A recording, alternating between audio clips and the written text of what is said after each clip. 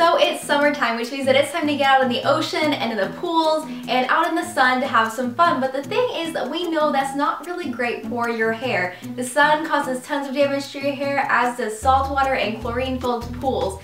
It causes things like tangles and dryness and brittleness and breakage and color fading in the sun, and none of that is desirable unless you want some free highlights from the sun.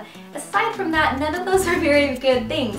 So let's talk about some little things that you can do in your summer routine to go ahead and protect your hair from any of those things happening from being out in the pool or the sun. First of all, if you have long hair like me, you've probably already discovered that you can't just go and jump in the ocean or jump in a pool and then expect your hair to be nice and flowy afterwards. You're gonna have a big tangly mess on your hands.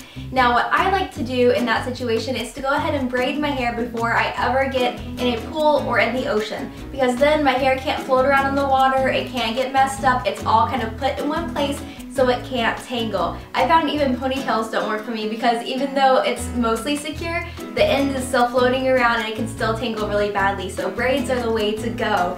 And another thing is that you can make your braids super elaborate. You can do more than one braid so that you can have really cute hair on the beach, and you're going to be tangle free at the end of the day, which is a huge plus. Next thing that can happen in the summertime is brittleness and dryness in your hair. That comes primarily from the water, because you're going to have salt water at an ocean, and of course the salt in the water is going to dry your hair out immensely.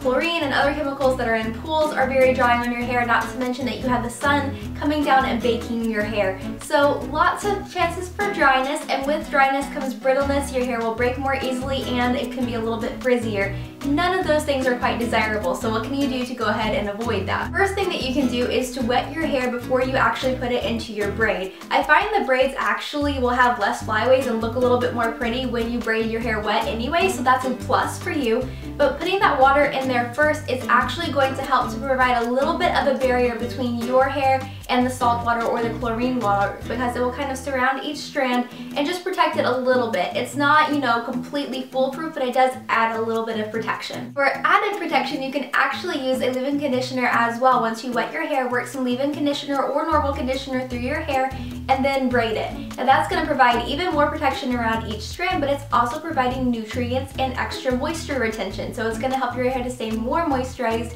even when it's being surrounded by harmful chemicals. So that's another great plus that you can do yourself.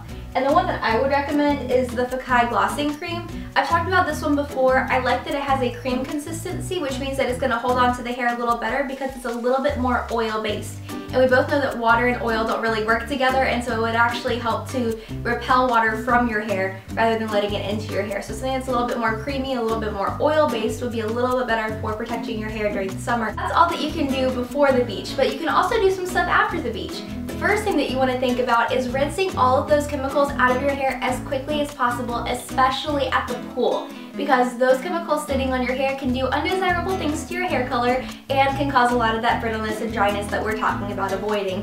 So if at all possible, rinse off either immediately after or very soon after you get out of the pool or the ocean. I know that's not completely practical, especially if you're going to be at the beach all day, but just keep that in mind whenever you're kind of planning when your post-beach or post-pool shower is going to be.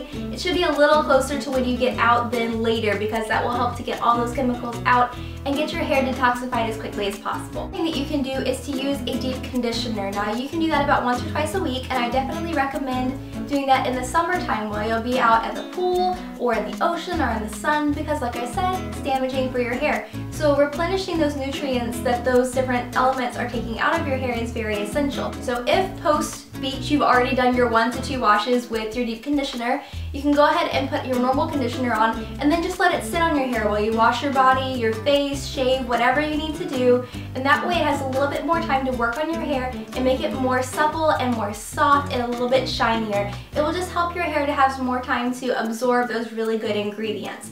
And of course you can always follow up either of those 2 showers with a deep conditioner or a normal conditioner with a leave-in conditioner, and your hair will be thoroughly conditioned and hopefully will be counteracting any of the bad things that can happen in the pool or at the beach or because of the sun. The final thing that happens as the sun is color loss or color fading. Now we all know that the sun lightens our hair. Some of us want that. Some of you guys want the free highlights that the sun gives you. That's totally fine, go for it. But if some of you guys want to protect the color that you either put in from box color at the drugstore or that you paid a lot for in a salon, there's a couple things that you can do.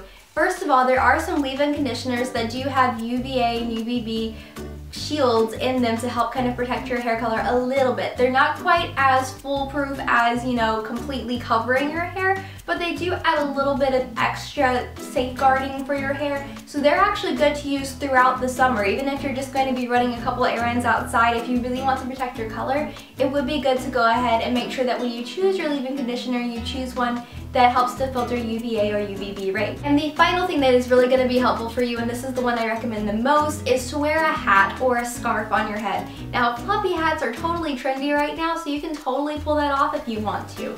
It's really easy just to throw one on and just go for it. You can wear a little retro swimsuit, or you could pick a different hat that's a little bit more country, bohemian, whatever you want to do, whatever your style is, and it will help to protect your color in your hair so that you don't have to worry about going back to the colorist, you know, 5 times every month to try to fix your color, because that would not be good for your hair either. Hopefully these tips can help you to have nice healthy hair this summer and be protecting your hair as much as possible. Especially if you're hitting the beach and the pool every single day, I would definitely start utilizing some of these tips to go ahead and keep your hair as healthy as possible. I hope you guys have a very safe, fun time at the beach and the pool, and I will see you in my next video. Bye!